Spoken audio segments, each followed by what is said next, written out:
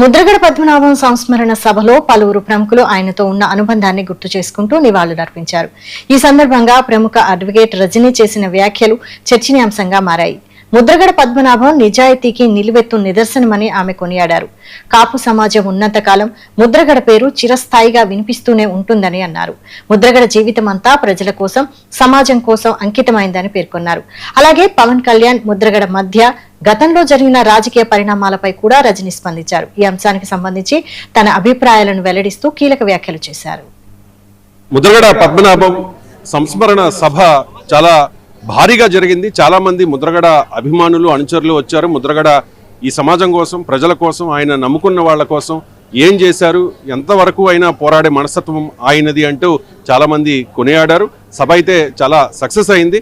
చాలా మంది ముద్రగడ అభిమానులు ఈ సభకు హాజరయ్యారు. అలాగే ఒక ముద్రగడ అభిమాని, అడ్వకేట్ గా ఉన్న రజనీ గారు మనతో ఉన్నారు. రజనీ గారు, ముద్రగడ పద్మనాభం గారి గురించి ప్రత్యేకంగా చెప్పక్కర్లేదు, అందరికీ తెలుసు. ఈ సభలో కూడా చాలా మంది వక్తలు మాట్లాడారు ఆయన చేసిన మంచి పనులు అవన్నీ కూడా. కానీ కాంట్రవర్సీ అనేది ఒకటి ఉంది. ఇప్పుడు ఇది వైఎస్ఆర్ కాంగ్రెస్ పార్టీ స్పాన్సర్డ్ సభ అని చెప్పి కొంతమంది మాట్లాడుతూ ఉన్నారు. వాస్తవానికి ఇది పార్టీలకు అతీతంగా నిర్వహించే సభ అని చెప్పి అందరూ చెప్తూ ఉన్నప్పటికీ వేదిక మీద చాలా మంది వైఎస్ఆర్ కాంగ్రెస్ పార్టీ నాయకులు మాత్రమే కనిపించారు. అసలు ఏం జరిగిందంటారు? కూటమి నాయకుల్ని ఈ సభకు రానివ్వకుండా అడ్డుకునే ప్రయత్నం జరిగిందా? నమస్తే అండి.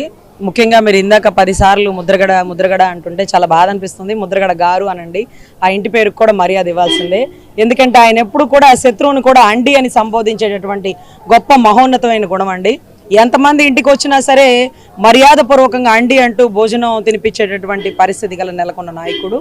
ఇంకోటి ఏంటంటే, ఇక్కడ కాపు చేసి ఎవరైతే ఉన్నారో ఉద్యమ స్ఫూర్తితో నాయకుడు లేకపోయినా ప్రతి ఒక్కరూ నాయకులుగా కదిలి ముందుకు వెళదాం, ఈ రిజర్వేషన్ మహోన్నత ఉద్యమాన్ని ముందుకు తీసుకువెళదాం అంటే, ఇక్కడ మీరు చెప్తుంది ఏంటంటే, ఒకవేళ కూటమి నాయకుల్ని రానివ్వలేదా అన్నారు. కూటమి నాయకుల్లో ఒక అతను వచ్చి మాట్లాడారండి. అతనితో పాటు గతంలో ముద్రగడ గారు కలిసి పనిచేసినారు. వచ్చి మాట్లాడినంత మాత్రానే లెటర్లు రిలీజ్ చేస్తండి ఇంకెవరు వస్తారండి? ఈరోజు లైవ్లో ప్రతి ఒక్కరు చూస్తున్న ప్రతి ఒక్కరు, అరే ఆయన ఇంట్లో తిన్నామే, ఆయన సేవలు అందుకున్నామే, ఆయన వల్లే మనం గెలిచినామే అని సిగ్గుతో కన్నీటి పర్యంతమవుతూ మీడియా ముందు కూర్చున్న ఎంతోమంది, ఇద్దరు జనసేన కానీ టీడీపీలు కానీ ఎంతోమంది నాయకులు ఈ రోజుకి కన్నీటి పర్యంతమవుతూ నాకు చాలా మంది కూడా ఫోన్ చేసినారు. అదృష్టం రజనీ గారు, ఏ పార్టీలో లేనందుకు మీరు వెళ్ళగలిగినారు, పార్టీల ముసుగులో ఉన్నాం కాబట్టి ఆ మహోన్నత వ్యక్తిని ఆఖరి చూపులు కూడా చూసుకునే అదృష్టం మాకు లేదు అంటూ బాధపడిన వారు పెద్ద పెద్ద నాయకులు కూడా నాకు ఫోన్లు చేసినారండి. అంటే ఏంటంటే, విశ్వాసం చూపించాల్సినటువంటి పరిస్థితి అండి. పెళ్లికి కోపాలు చూపించవచ్చు కానీ చావు ఇంట కూడా సానుభూతి, పరామర్శలు లేకుండా ఎవరికి వారు గళ్ళేసుకుని ఇళ్లలో కూర్చోవడం, వాళ్ళ పార్టీలకి కొమ్ము కాయడం అనేది చాలా తప్పండి. అంటే మీకు తెలుసు, కాకినాడ ఎంపీ టికెట్ కాపుకు తప్ప ఎవరికి రాదు. ఎవరు కాపు వచ్చితే వాళ్లే గెలుస్తారు. వైసీపీ అయినా, టీడీపీ అయినా, కాంగ్రెస్ అయినా ఎవరైనా కాపుకే ఇస్తారు. కానీ అలాంటి సీటు కూడా కృష్ణంరాజు గారికి ఇచ్చి ఆయన వెనకాల నడిపించినటువంటి ముద్రగడ పద్మనాభం గారి చూసి ఓటేసి ఆ కాకినాడ ఎంపీ టికెట్ గెలిచినంత మాత్రాన ఏదైతే ఇండస్ట్రీలో ఆయన పేరు మారుమోగిపోయిందండి.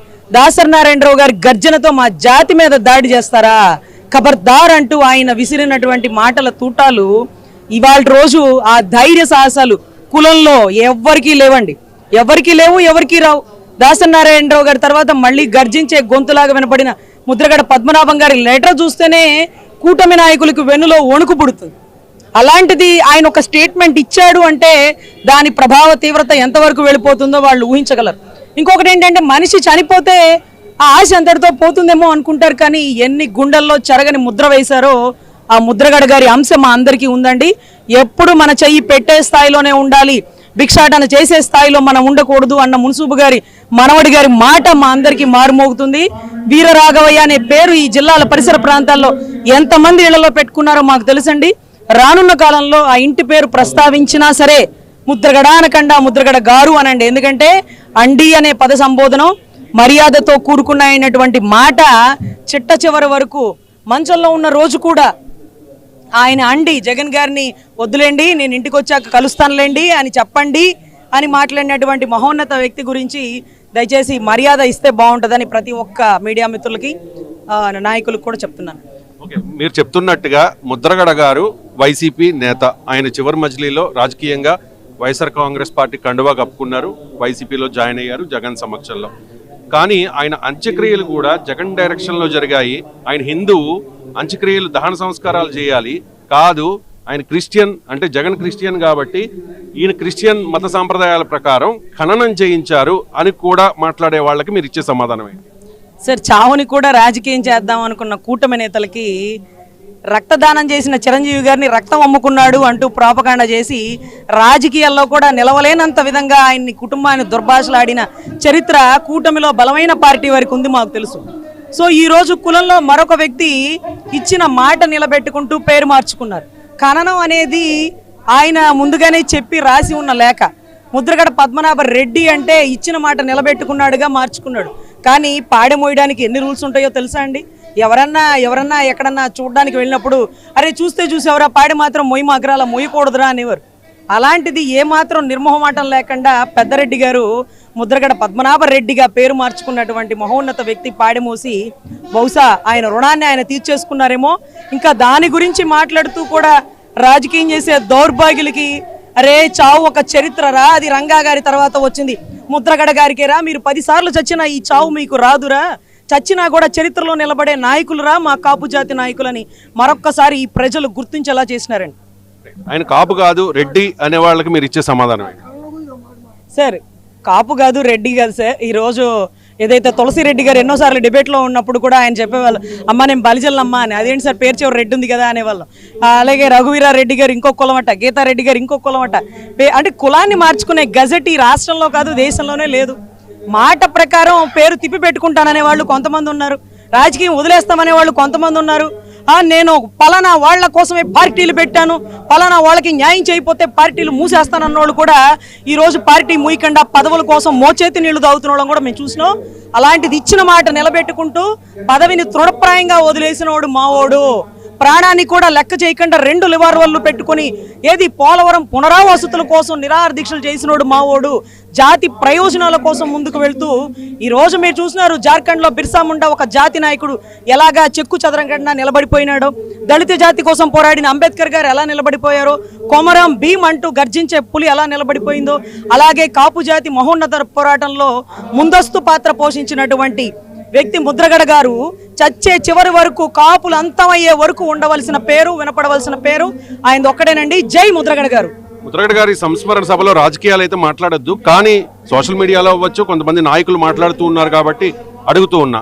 ఒక కాపు నాయకుడు మరి పిఠాపురం నుంచి పోటీ చేస్తూ ఉంటే పవన్ కళ్యాణ్ని ఎందుకు ఓడిస్తాను అని శపథం చేసినట్టు, మరి పవన్ కళ్యాణ్ గారికి వ్యతిరేకంగా ఆయన పిఠాపురంలో ప్రచారం కూడా చేశారు. ముద్రగడ ఏమి చిన్న స్థాయి నాయకుడు కాదు కదా, ఆయన పిఠాపురం నియోజకవర్గానికి సంబంధించిన నాయకుడు కాదు కదా, మరి పిఠాపురం మీదే ఎందుకు కాన్సన్ట్రేట్ చేశారు, పవన్ కళ్యాణ్ గారు ఓడిస్తానని ఎందుకు శపథం చేశారు అని అడుగుతున్న వాళ్ళకి ముద్రగడ అభిమానిగా, ముద్రగడ గారి అభిమానిగా మీరు ఇచ్చే సమాధానం ఏంటి? కులాలకి సంబంధం లేకుండా కృష్ణరాజు గారిని గెలిపించినటువంటి వ్యక్తి ఆయన ఈ రోజు పవన్ కళ్యాణ్ గారికి ఎందుకు శపథాలు చేసినారంటే చిట్ట చివరిలో జాతిని పవన్ కళ్యాణ్ గారికి అంకితం చేయాలని తపన పడ్డారు. పాపం జాతిలో ఒకడు నిలబడుతున్నాడులే అనుకున్నాడు. కానీ ఆ నిలబడే జాతి ఎవరి కోసమో మోచేతి నీళ్లు తాగుతుందని తెలుసుకొని ఆయన పార్టీలోకి స్వాగతించే పరిస్థితిలో కూడా ఆ పార్టీ అధ్యక్షులు వారు లేరని, ఆయన వస్తానన్న డేట్లో రాకుండా రాలేని పరిస్థితుల్లో మీరు బీజేపీలో చేరండి, మీకు గవర్నర్ ఇస్తామంటూ కూడా కబుర్లు పంపించారని. అయితే మీరెవరండి నన్ను బీజేపీకి తాకట్టు పెట్టడానికి? నేను ఇష్టపూర్వకంగా నా జాతిని మీతో పాటు కలిసి ప్రయాణం చేపించేలాగా నా చిట్ట చివరి దశలో తీసుకున్న నిర్ణయం అనుకుంటే మీరు జాతిని తాకట్టు పెట్టే దిశానిర్దేశాలు తీసుకోకండి అంటూ శపథాలు చేసినారు. ఇంకొకటి ఏంటంటే వారింటి ఆడబిడ్డ ఏ రోజు సురేఖ గారు ప్రచారానికి రాలా, వారింట్లో సుస్మిత ఇంకొక పిల్లలు ఎవరు రాలా, అదే రకంగా నాగబాబు గారి బిడ్డలు రాలా, అదే రకంగా పవన్ కళ్యాణ్ గారి భార్య రాలేదు ప్రచారానికి. మా ఇంటి ఆడబిడ్డని 10వ క్లాసు చదివించడానికే, సందు చివర వెహికల్ ఎక్కించడానికే ఆలోచించి ఆగినటువంటి కుటుంబం అండి మాది. ఈ రోజు మా ఇంటి ఆడబిడ్డను రోడ్డు మీద పెట్టేశారండి. నా కుటుంబాల్లోకి వచ్చేసారా? నన్ను ఏం చేద్దాం అనుకుంటున్నారు? నా ఇంట్లో మహిళల్ని లకారంతో బూతులు తిట్టిస్తారా? ఇన్నిటి తర్వాత ఆయన చేసిన శపథం అండి. ఆయన శపథం చేయకపోయినా కృష్ణరాజు గారిని గెలిపిస్తానని శపథం చేయలేదండి. అక్కడ కూడా గాల్లో గెలిచినటువంటి పరిస్థితులు. ఈరోజు 2 కాపుల మధ్య గొడవలు పెట్టాలనుకుని మధ్యలో చలి కాచుకుందాం అనుకునే వాళ్ళకి ఆయువుగా అవుతున్నారు గౌరవ పవన్ కళ్యాణ్ గారేమో నాకైతే తెలియదండి.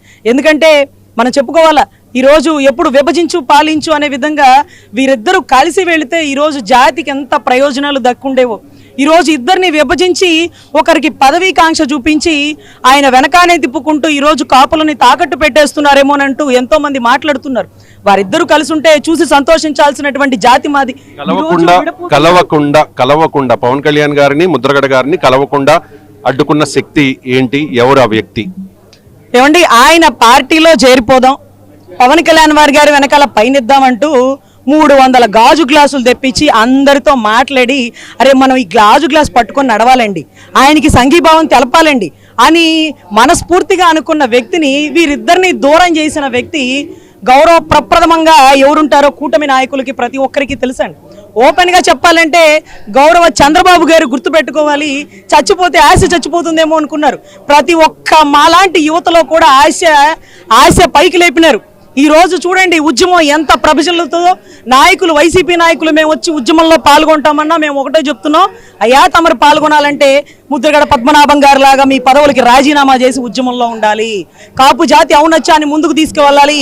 ఇప్పుడు కాకపోతే ఇంకెప్పుడు అనే నినాదాన్ని ముందుకు తీసుకువెళ్తూ ఇస్తాను అని ఇళ్ళింటికి తెలిసి డప్పు కొట్టి రిజర్వేషన్ ఇవ్వలేని పరిస్థితిలో ఉన్నటువంటి కూటమిలో బలమైన నాయకులు సెంట్రల్తో వారే ఉన్నారు, స్టేట్లో వారే ఉన్నారు, కులంలో ఒక నాయకుడు కూడా వారితోనే కలిసి పోరాడుతున్నారు. కాబట్టి దయచేసి ఈ రిజర్వేషన్ ఇప్పుడు ఇస్తే ఖచ్చితంగా ఎంతో మంది కాపులకు మేలు చేసిన వారు అవుతారు. గౌరవ పవన్ కళ్యాణ్ గారిని కూడా మేము మా లాంటి వారు అన్నా అంటూనే గుర్తుపెట్టుకుంటాం. ఒకటి గుర్తుపెట్టుకోండి సార్, ఆయన కోసం ఎవరినైనా తిడతామే కానీ ఎవరు చెప్పినా సరే ఆయన ఎప్పుడు తిట్టమండి. అది కూడా అంటే ఆయన కూడా మా జాతే, మా రక్తమే. విమర్శించుకుంటాం, ఇది తప్పన్నా మీరు ఇక్కడ మాట్లాడలేకపోతున్నారు, మీరు మాట్లాడాలి, మీ గొంతు వినపడాలి అంటామే కానీ ఆయన ఏ రోజు దుర్భాషలాడమండి. అది జాతి రక్తం ఆయనకి ఇచ్చేటటువంటి గౌరవం.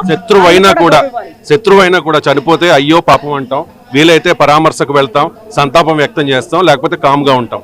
కానీ ముద్రగడ గారు చనిపోయిన తర్వాత కూడా ఆయన మీద జరుగుతోన్న ఈ దుష్ప్రచారం, సోషల్ మీడియాలో ట్రోల్స్ చేయడం, దీన్ని ఏ రకంగా చూస్తారు మీరు?